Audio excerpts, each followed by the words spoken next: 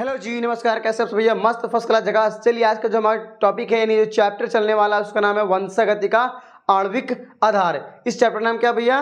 वंशागति का आणविक आधार। थोड़ा इस चैप्टर को मास पढ़ते हैं मजे लेकर भैया, ठीक है? क्या नाम भैया? वंशागति का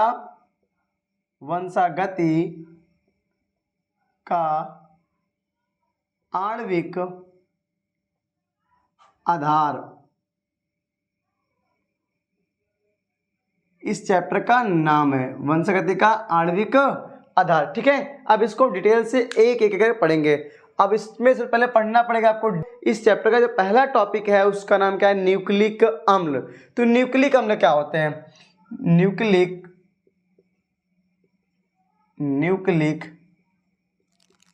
अम्ल। तो न्यूक्लिक अम्ल क्या होता है समझते हैं डिटेल में, ठीक है? लाते हैं। तो बोलेंगे भैया क्या होगी इसकी जो परिभाषा होगी? कोशिका द्रव में पाए जाने वाले वे अम्लीय पदार्थ जो कोशिका के कार्यों का नियमन करते हैं न्यूक्लिक अम्ल कहलाते हैं। ठीक भैया, कोशिका द्रव में पाए जाने वाले वे अम्लीय पदार्थ जो कोशिका कार्यों का नियमन करते हैं न्यूक्लिक अम्ल कहलाते हैं। अगर इस एग्जाम्पल की बात करें भैया, एग्जाम्पल जो का तो देख सकते हैं इसका एग्जाम्पल क्या होगा? डीएनए होता है। क्या होता है भैया? डीएनए। एक होता है आरएनए। तो ये भैया दो क्या होते हैं? न्यूक्लिक अम्ल होते हैं। अब डीएनए के बारे में हम डिटेल से बात करेंगे भैया। डीएनए, तो डीएनए क्या होता है इसको हम थोड़ा समझते हैं बहुत ही बेहतरीन ढंग से। ठीक भैया, चलो समझो भैया। डीएनए क्या होता है? तो जो डीएनए है, देखोगे जो डीएनए था, डीएनए की खोज जो थी सर्वप्रथम वैज्ञानिक फ्रेडरिक मेस्टर ने किया था, वो भी 1869 ईस्वी में। ठीक है, खोजने के बाद इन्होंने किसमें? एक मरी हुई कोशिका थी, पस मैंने मेवाद कोशिका। मेवाद में इन्होंने क्या किया था भैया? खोज किया था। मेवाद यानी पस सेल, मरी कोशिका में खोज किया था। अब देखो भैया, खोज करने के बाद इसका नाम दे दिया क्या? न्यूक्लिन। क्या नाम दिया भैया? न्यूक्लिन नाम दे दिए थे। जो मिस्टर साहब थे, डीएनए का जो खोज किया था, डीएनए खोज करने के बाद इन्होंने उसका नाम दे दिया था न्यूक्लिन। न्यूक्लिन नाम रखा था। कौन रखा था भैया? मिस्टर साहब, ठीक है, फ्रेडरिक मेस्टर। उसके बाद वैज्ञानिक आते हैं सन 1889 में। अल्टमैन, वैज्ञानिक जो अल्टमैन है 1889 में आते हैं। फ्रेडरिक मेस्टर से कहते हैं अल्टमान भैया बोलते हैं कहाँ? अल्टमान, ये जो अल्टमान जी हैं ये बोलते हैं किससे भैया? मेस्टर साहब से बोल रहे हैं। फ्रेडरिक मेस्टर से बोला कि देखो भैया, ये जो केंद्रक, जो न्यूक्लिक अम्ल आप नाम दे रहे हैं, न्यूक्लिन नाम दे रहे हैं, दरअसल पाया कहाँ जाता है? तो भैया डीएनए कहाँ पाया जाता है? केंद्रक में पाया जाता है। केंद्रक में डीएनए कहाँ पाया जाता है? केंद्रक में। केंद्रक को हम लोग क्या बोलते हैं भैया? इंग्लिश में न्यूक्लियस बोलते नहीं बोलते हैं? क्या बोलते हैं भैया? न्यूक्लियस। तो न्यूक्लियस बोलते हैं। उसके बाद अल्टमैन जी कह रहे हैं कि भैया ये कैसा होता है? ये जो डीएनए होता है कैसा होता है? ये अम्लीय प्राकृतिक का होता है। साला खट्टा होता लगता है। कैसा भैया? ये खट्टा होता है, अम्लीय प्राकृतिक का होता है। अम्लीय प्राकृतिक का होता है। अम्ल मतलब क्या होता है? इंग्लिश में एसिड बोलते हैं, ठीक है? अब इसी आधार पर उन्होंने कहा कि भैया देखो, जो अल्टमैन जी कह रहे हैं किससे? मिस्टर साहब से कह रहे हैं। देखो भैया मिस्टर साहब, फ्रेडरिक मिस्टर जी सुनिए ध्यान से, कि केंद्रक जो होता है, ये जो डीएनए है केंद्रक में पाया जाता है। जब केंद्रक में पाया जाता है, केंद्रक को हम बोलते हैं न्यूक्लियस। तो न्यूक्लियस हमने यहाँ से एक वर्ड निकाल लिया, न्यूक्लिक। क्या निकाला भैया? न्यूक्लिक। न्यूक्लियस हमने क्या बना दिया? न्यूक्लिक। और कहा ये अम्लीय प्राकृतिक का होता है। अम्लीय प्राकृतिक मतलब एसिड, तो क्या हो जाएगा? न्यूक्लिक एसिड, क्योंकि ये कैसा होता है? अम्लीय प्राकृतिक का। तभी अल्टमान इसका नाम देते हैं क्या? न्यूक्लिक एसिड या न्यूक्लिक अम्ल। कब देते हैं भैया? 1889 ईस्वी में, ठीक है? इतना भी और आगे बताते हैं डीएनए के बारे में, ठीक है? आगे समझो भैया। तो कह रहा है जो डीएनए एक लंबा बहुलक है। क्या भैया? डीएनए एक लंबा बहुलक है। इसकी लंबाई इसमें मिलने वाले न्यूक्लियोटाइड्स पर निर्भर होती है। यानी डीएनए की लंबाई कितनी होगी ये निर्भर करता है न्यूक्लियोटाइड्स पर। अब न्यूक्लियोटाइड्स क्या होता है अभी आगे हम बात करेंगे, न्यूक्लियोटाइड्स को बताते हैं। फिर कह रहा है जैसे एक फाई 174 जीवाणु भोजी मत बोलिएगा, जीवाणु भोजी।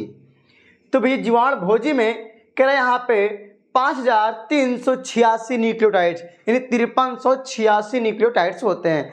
उसके बाद कह रहा है कि लैम्डा लैम्डा जीवाणुभोजी में क्या भैया कितना होता है, यहाँ पर होते हैं 48,502 क्षार युग्म होते हैं।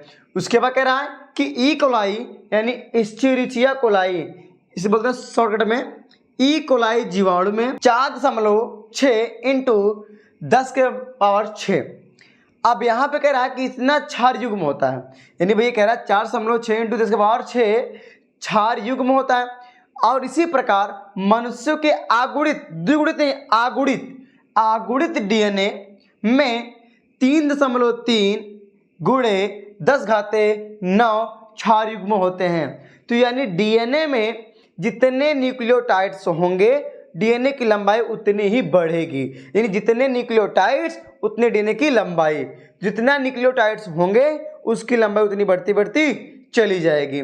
ठीक भैया, अब न्यूक्लियोटाइड्स क्या होते हैं, देख भैया न्यूक्लियोटाइड्स का मतलब ये होता है, अभी आगे बताऊंगा, कि जैसे मान लो यहाँ पे क्षार, नाइट्रोजनी क्षार, इसे बोलते हैं NB, नाइट्रोजनी बेस। नाइट्रोजनी क्षार क्या होता है, इसको भी बस आगे बताने वाले हैं, बस समझ लीजिए कि नाइट्रोजनी क्षार प्लस पेंटोस शर्करा और प्लस आर्थोफॉस्फेट, इन तीनों के समूह को, इन तीनों को अगर हम मिला देते हैं तब निर्माण होता है न्यूक्लियोटाइड्स का। क्या होता है भैया, न्यूक्लियोटाइड बनता है। इन तीनों के मिलने से क्या बनेगा, न्यूक्लियोटाइड। ठीक है, और न्यूक्लियोटाइड्स के बहुत सारे न्यूक्लियोटाइड्स आपस में जुड़ के पॉलीन्यूक्लियोटाइड्स बनते हैं। बस इतना पहले आप नोट करिए, तो आगे बताते हैं इसके आगे। ठीक है, जो अगला टॉपिक क्या है, पॉलीन्यूक्लियोटाइड श्रृंखला का, पॉलीन्यूक्लियोटाइड श्रृंखला की संरचना, पॉलीन्यूक्लियोटाइड श्रृंखला की संरचना से, पॉलीन्यूक्लियोटाइड श्रृंखला की संरचना। अब पॉलीन्यूक्लियोटाइड को समझने से पहले हमें समझना होगा न्यूक्लियोटाइड्स क्या होते हैं। तो बोलते हैं भाई न्यूक्लियोटाइड्स के 3 घटक होते हैं। पहले घटक का नाम है पेंटोस शर्करा, दूसरा घटक है नाइट्रोजनी क्षारक और तीसरा है आर्थोफॉस्फेट। ठीक है, ये 3 घटक होते हैं। अब तीनों घटक, इन तीनों के मिलने से निर्माण होता है न्यूक्लियोटाइड का। यानी भैया कि न्यूक्लियोटाइड्स पेंटोस शर्करा, नाइट्रोजनी क्षार और आर्थोफॉस्फेट से मिलकर बना होता है। इन तीनों के मिलने से बनता है न्यूक्लियोटाइड। और बहुत सारे न्यूक्लियोटाइड्स आपस में जुड़कर पॉलीन्यूक्लियोटाइड्स का निर्माण करते हैं। इतनी बात समझ में आ गई। तो पहले एक एक पॉइंट को हम सॉल्व करते हैं। पहले समझते हैं पेंटोस शर्करा क्या होता है। अब इस समझ लेते हैं भैया। नंबर 1 क्या समझेंगे भैया, पेंटोस शर्करा। Pentose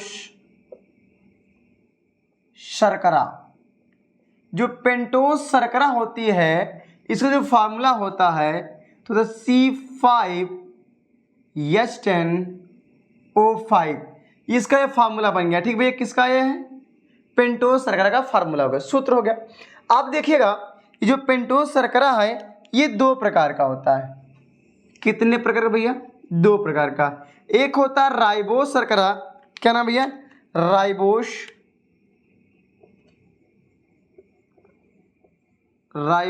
sugar.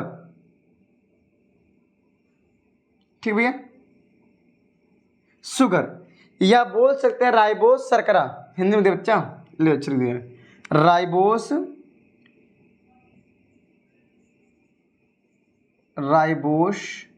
शर्करा। और दूसरा वाला जो होता है उसका नाम क्या होता है, दूसरे वाले का नाम होता है डीऑक्सीराइबोस शर्करा। क्या होगा भैया, डीऑक्सी, सर को मैं हिंदी में लिख दे रहा हूं, डीऑक्सी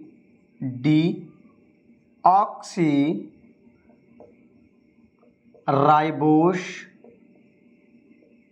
शर्करा, डीऑक्सीराइबोस शर्करा। ये भैया राइबोस शर्करा है और ये डीऑक्सीराइबोस शर्करा है। इनकी स्ट्रक्चर संरचना की बात कर लेते हैं तो कैसे दिखता है भैया, ये देखो बताते हैं।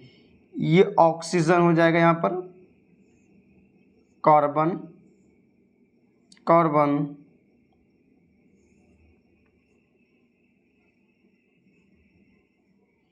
इस प्रकार से इसका स्ट्रक्चर बन जाएगा, ठीक है। और यहाँ पे होगा OH हाइड्रोक्सिल समूह, यहाँ पे होगा H, यहाँ भी होगा OH, यहाँ होगा अंदर की ओर H हाइड्रोजन, फिर यहाँ पर लगा दीजिएगा OH, अंदर की ओर हाइड्रोजन यानी H, ऊपर की ओर जाएंगे, यहाँ लगा भाई CH2OH, यहाँ लग जाएगा EH। तो ये राइबोस शर्करा है। अगर यहाँ पे काउंट करना चाहते आप कर सकते हैं, कितने कार्बन हैं, 1 carbon, 2 carbon, 3 carbon, 4 carbon, 5 carbon, ठीक है। अगर ऑक्सीजन को आप काउंट करें तो काउंट कर लो भैया, 1 ऑक्सीजन, 2 ऑक्सीजन, 3 ऑक्सीजन, 4 ऑक्सीजन और यहाँ पे 5 ऑक्सीजन। हाइड्रोजन काउंट करना कर लो भैया, 1 हाइड्रोजन, 2 3 4 5 6 7 7 2 9 1 10, यानी पूरा कंप्लीट है, हमने स्ट्रक्चर बना दिया है। अब पेंटोस शर्करा है। अगर आप देखिए डीऑक्सीराइबोस शर्करा कैसे बनेगी, ये इसी का ही भैया देखो इसी तरह से बनेगा। कैसे बनेगा, सेम कुछ इसी तरह बनेगा। यहाँ पे होगा ऑक्सीजन, यहाँ पे होगा कार्बन, ठीक भैया, ये हो गया कार्बन, यहाँ से कुछ इस तरह से। तो यहाँ भी वैसे बनेगा CH2OH, ठीक है, यहाँ से H आएगा बाहर, उसके बाद यहाँ पर लगेगा OH, H हाइड्रोजन, यहाँ पे देखो भैया H ही लगेगा, एक O को डिलीट कर दिया गया है। समझाते हैं कैसे, ठीक। अब ध्यान से देखिएगा, अब जैसी यहाँ से एक O, एक यहाँ पे ऑक्सीजन को डिलीट कर दिया गया। जब यहाँ हमने किसको, ऑक्सीजन को डिलीट कर दिया गया, किसको हमने डिलीट किया भैया, ऑक्सीजन को। ध्यान रखिएगा, हमने यहाँ से ऑक्सीजन को हटा दिया, यहाँ केवल क्या बचा है, H बचा हुआ। अब ध्यान से इस टॉपिक को समझिएगा। देखिए हमने यहाँ पे डिलीट कर दिया, क्या डिलीट किया, हमने किया भैया डिलीट। तो यहाँ समझ लीजिए, मैं ऊपर समझा दे रहा हूँ, हमने क्या किया भैया डिलीट, क्या कर दिया हमने, डिलीट कर दिया। हमने किसको डिलीट किया भैया, हमने डिलीट किया, किसको डिलीट किया, ऑक्सीजन को। किसको डिलीट किया, ऑक्सीजन को। हमने यहाँ से किसको डिलीट किया भैया, हमने यहाँ से ऑक्सीजन को डिलीट कर दिया, हटा दिया, डिक्रीज कर दिया गया। तो ऑक्सीजन को यहाँ से हटा दिया गया, हमने डिलीट कर दिया, डिक्रीज कर दिया, और किसको हमने किया, ऑक्सीजन को, दोनों लिख लिया। अब देखिए, अब बताइए हमारा जो DNA होता है इसमें कौन सी शर्करा है, राइबोस शर्करा। कौन शर्करा भैया, राइबोस। कौन शर्करा, पेंटोस का राइबोस शर्करा है। कौन शर्करा है, राइबोस। तो भैया DNA में कौन शर्करा होती है, राइबोस।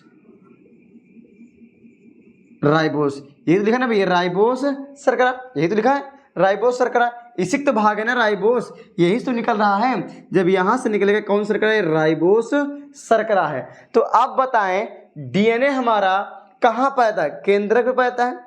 DNA कहाँ पाता है, केंद्रक में।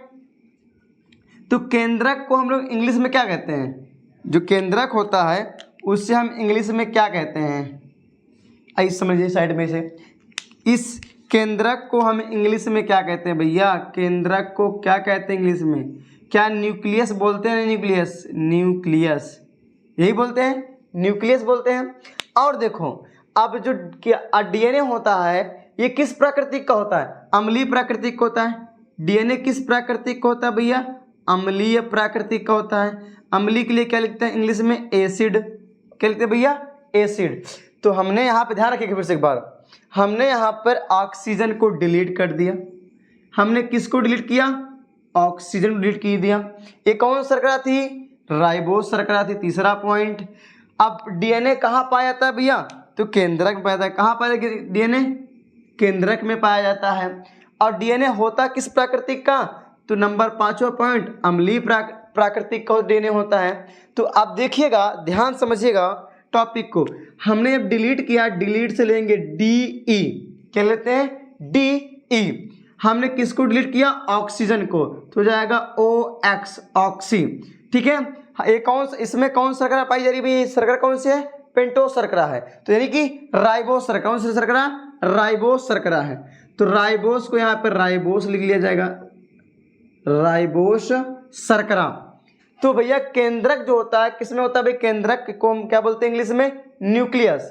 तो न्यूक्लियस से यहाँ पे ले लिया जाएगा न्यूक्लिक, क्या है भैया, न्यूक्लियस से क्या ले लीजिएगा, न्यूक्लिक, न्यूक्लियस से न्यूक्लिक, न्यूक्लियस से न्यूक्लिक।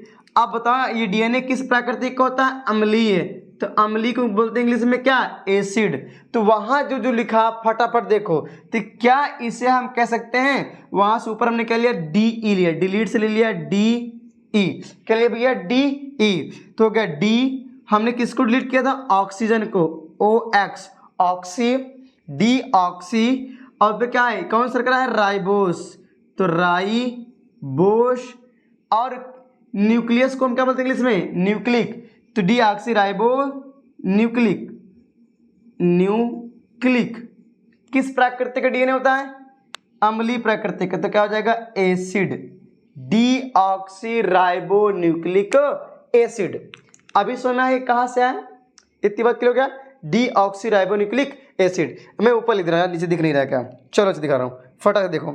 देख भैया हमने डीएनए को डिलीट कर दिया, ऑक्सीजन को डिलीट कर दिया, तो डिलीट से क्या आ गया, डी ई आ गया। हमने डिलीट किसको किया, ऑक्सीजन को, तो यहाँ आ जाएगा ओ एक्स वाई ऑक्सी, ये कौन डी हो गया ना, हमने डिलीट किया, डिलीट से डी ई आ गया। हमने ऑक्सीजन को डिलीट कर दिया तो होगा ओ एक्स वाई यानी ऑक्सी। इसमें शर्करा कौन सी है, राइबोस, तो हो जाएगा राइबो, राइबोस से क्या हो जाएगा, राइबोस से राइबो हो गया। हमारा डीएनए किस कहाँ पाया था, केंद्रक में, केंद्रक को बोलते हैं इंग्लिश में न्यूक्लियस, न्यूक्लियस ले लिया जाएगा न्यूक्लिक, करिए भैया न्यूक्लिक, तो न्यूक्लिक हो गया न्यूक्लियस से। हमारा डीएनए किस प्राकृतिक का होता है, अम्लीय, तो हो जाएगा एसिड। तो अभी समझ में आया डीएनए का पूरा नाम क्या हो जाएगा, deoxy ribonucleic acid, D N A, deoxy ribonucleic acid. तो ये दो प्रकार के शर्करा थे, ये राइबोस शर्करा थी और ये डी ऑक्सी राइबोस शर्करा थी। तो हमने इसका पूरा मतलब समझा, जिसका नाम डीएनए कैसे पढ़ा। ठीक है, इतना आप स्क्रीनशॉट लीजिए, नोट करिए, तो आगे बताते हैं फटाक से।